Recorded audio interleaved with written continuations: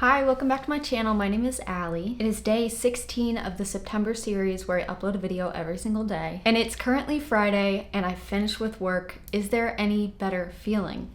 No. I am prepared to be very productive today, so much so that I'm sure I titled this video Productive Reading Vlog. Some of the things I want to do today, obviously I want to listen to an audiobook. I think I'm gonna go for a little run.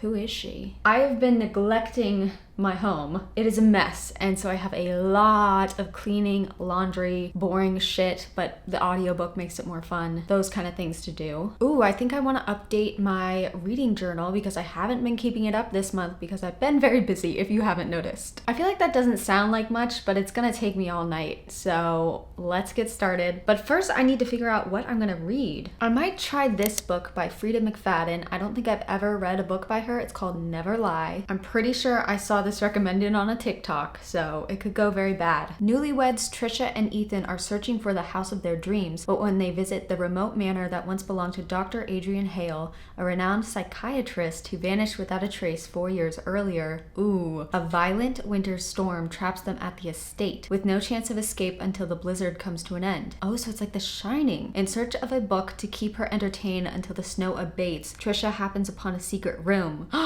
Red Room. One that contains audio transcripts from every single patient Dr. Hale has ever interviewed. Oh my god. If I came across that and it wasn't even like a scary thing, I would be so reading all of those transcripts because I'm a nosy bitch. As Trisha listens to the cassette tapes, she learns about the terrifying chain of events leading up to Dr. Hale's mysterious disappearance. Trisha plays the tapes one by one late into the night. With each one, another shocking piece of the puzzle falls into place and Dr. Adrian Hale's web of lies slowly unravels. And then Trisha reaches the final cassette, the one that reveals the entire horrifying truth. I feel like it's gonna be a Parasite situation, if you know what I mean. Okay, now I'm actually so excited to start this. Although, while I'm going for a run, I don't think I can listen to a book and run because those seem like two chores. I need to listen to Olivia Rodrigo while I run.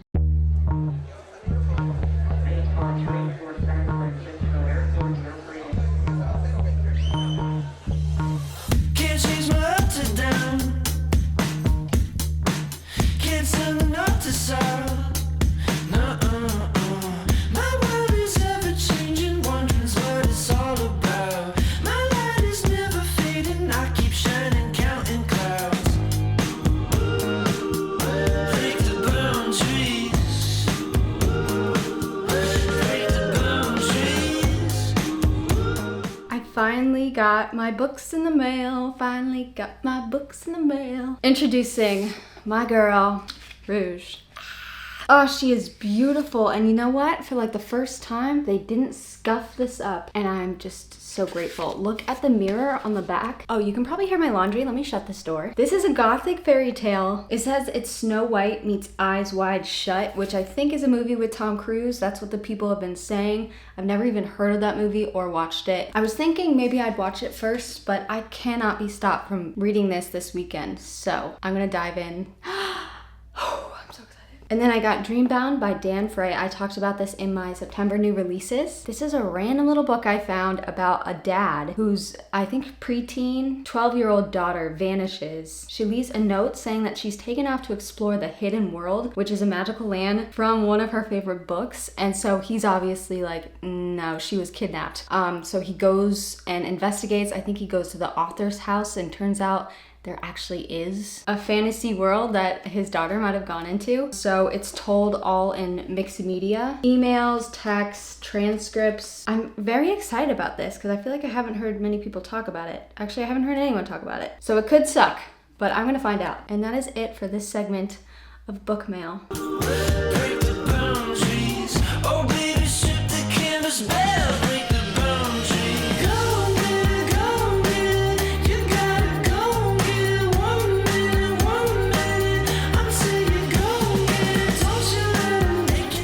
Okay, I'm about a quarter of the way through. I've met our newlywed couple who already seem like they're not gonna work it out. It's the kind of writing where she's like, my friends think he has all these red flags, but I'm sure they're wrong. Girl. you know they're not wrong. They're supposed to meet their real estate agent at this huge ass house, and they get there, the snow is going crazy. It looks like they're gonna get stuck. They just walk toward the house even though the real estate agent's car isn't there because they see a light on in the house. And I think they take the key from under the mat and just let themselves in. I guess because it's freezing, but I could never. I would get back in my car. And you know what? They kind of make themselves at home. They start looking around the house because they see a couple things that indicate that someone is actually in the house. But that doesn't stop them from having sex in the house, eating the food in the kitchen, drinking the wine, taking the picture off of the psychiatrist whose home it was off the fucking wall. And our main girl finds the psychiatrist's office where all of the tapes of all her clients are, and she takes one of them. I cannot believe the audacity. I guess they already know that the psychiatrist has been dead for like 3 years, so I guess they're not really that concerned that she's gonna be mad, but like still, come on. So we're going back and forth between this couple that is just being very rude in someone's house that's not theirs, and the actual psychiatrist. I guess it's a flashback to when she lived in this house. She was publishing her book, and man, is she a piece of work. She seems sort of like what's her face from Gone Girl. It's funny because she's talking about how one of her patients is a narcissist. She kind of sounds like a narcissist to me. She thinks she's smarter than literally everyone so far, but she's also kind of badass because of that. Like, I'm sort of jealous that she can talk to people without like smiling. Like, I envy that. I literally smile at people who are just actually mean to me. So yeah, I might need her help. So yeah, that's where I'm at right now. And you know what?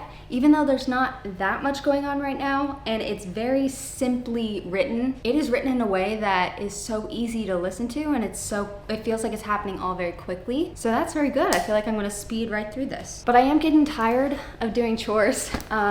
So we'll see how much more of that I'm gonna do. I forgot to mention that the main character has found the book The Shining by Stephen King in this house. So that was definitely purposeful, and I wonder if because it's being mentioned, it's making us want to think that the same thing's gonna happen, but maybe it'll twist it like in an opposite way. So I don't know.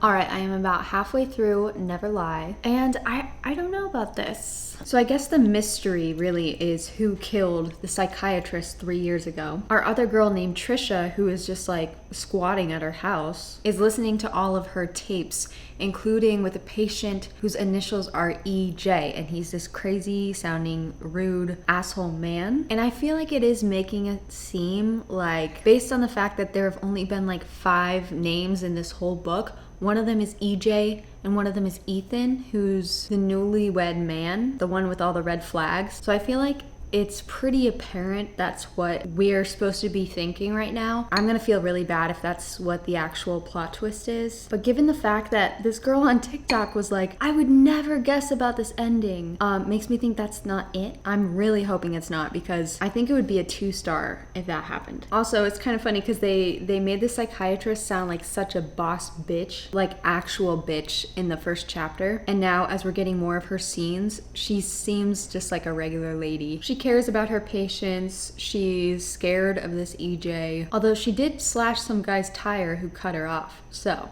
I guess she has some fire in her veins. Oh my gosh, I put way too much pepper in here. It's pretty fucking spicy. Okay, wait, I'm just remembering, as this is getting a little creepier, that I am home alone.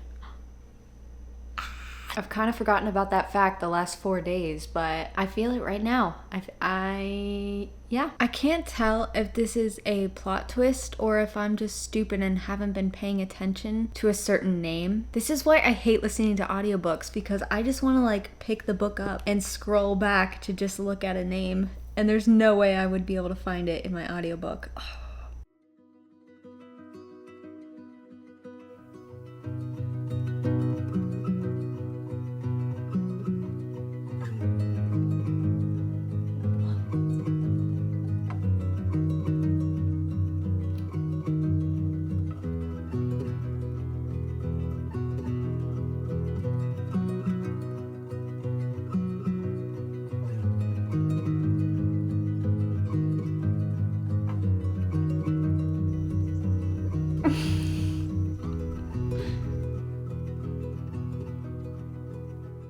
All right, I finished. That was way goofier than I thought it was gonna be. I don't hate it. Like, I was surprised. I feel dumb about one particular thing, and I feel like that's fun. I like being surprised. I like feeling dumb, I guess. But I do feel like I was cheated because even though it was surprising, it didn't really make sense. And I can't explain that without spoiling the book, so I can't explain. So because of all of that, I have no idea what to rate this. I'll probably, I don't know. If you've read this, let me know what you thought for sure. Was that ending satisfying for you? Because it's the weirdest thing. Usually if I'm surprised, I'm satisfied, but that didn't make, like I want to tell you one thing really bad. Okay, I'm gonna say spoilers now for the rest of the video. So otherwise, goodbye. Thank you for watching. Let me know if you've read this book. I hope you had a good day. Let's get ready for the weekend. Okay, spoiler section. So the one who killed her was Trisha. Patricia. Was the patient file Patty at the beginning? Is that why I didn't put that together? How funny was it that I was like,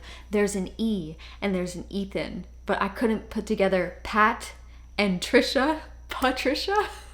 The thing I'm pissed about, the thing that I'm thinking doesn't make any sense is that we've had the point of view of Trisha the entire time and we're getting her emotions and she's so nervous around the house. And I guess it's just because she's like a nervous kind of lady. But as soon as they let us in on the plot twist that Patricia is Trisha and killed the doctor, suddenly she starts thinking about like, well, I did this the other day. I set this up. I planned this whole thing, but it's not like she's explaining it to someone else. It's in her narration. It's in her head. So then it makes absolutely no sense that we didn't get anything like that in the beginning. Like, I feel like that's being lied to. I don't like it. The book's called Never Lie. Ma'am, you lied to us the whole time. But that is the best way that could have gone because I would have been supremely disappointed if it was just going to be Ethan. I feel like the coolest thing that could have happened would be that the doctor was still alive and she had killed everyone. I guess she did kill one person. I don't think that the whole like blackmail storyline was that interesting though. And like, is that enough to kill someone? My God. Whatever, I'm just glad my life is never gonna be this messy. I mean, it hasn't been.